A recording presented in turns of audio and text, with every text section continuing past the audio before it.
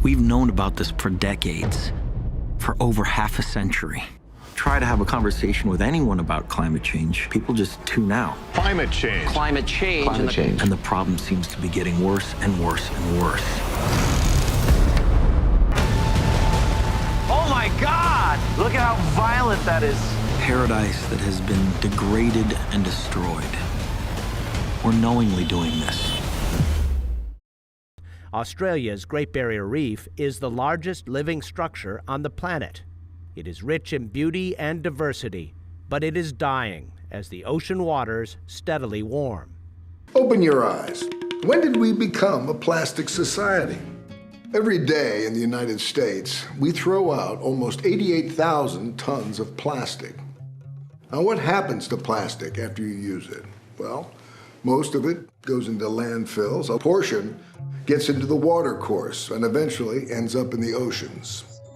As plastics end up in our oceans, close to 8 million tons every year, and once it's in there, it gets broken down by the sun, the waves and the currents and the fish eating it, and it ends up washing ashore so that our beaches look like confetti. It's weird that plastics could ever have such a profoundly dark effect on our future.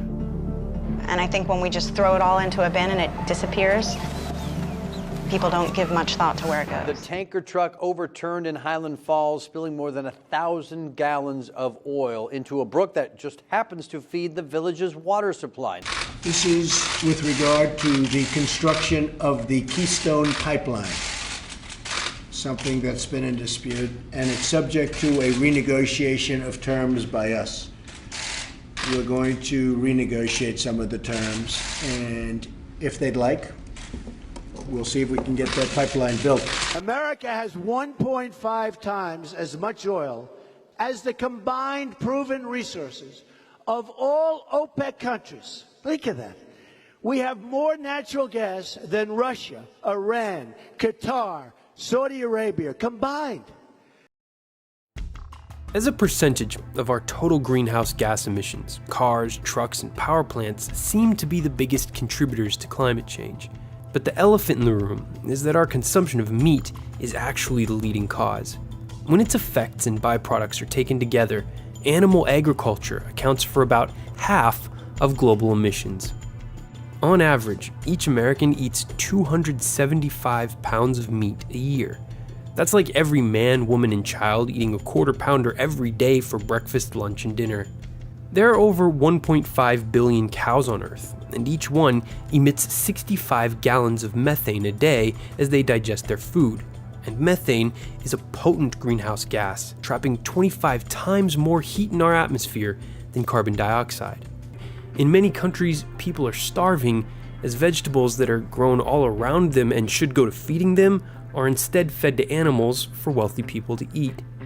But as more and more of us learn that our animal consumption is the leading cause of species extinction, ocean dead zones, water pollution, habitat destruction, and climate change causing greenhouse gas emissions, are enough of us prepared to make necessary changes to our daily lives to truly protect our environment?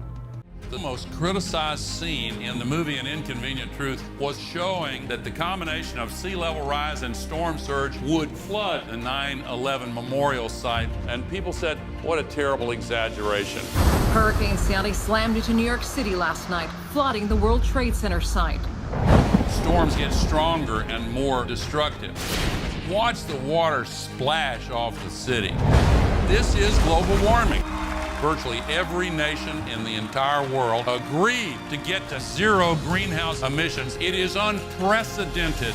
It's time to put America first. That includes a promise to cancel billions in climate change spending. Our plan will end the EPA.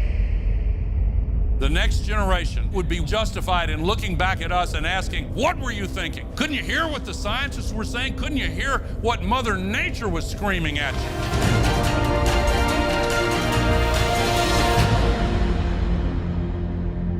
Don't let anybody tell you that we're going to get on rocket ships and live on Mars.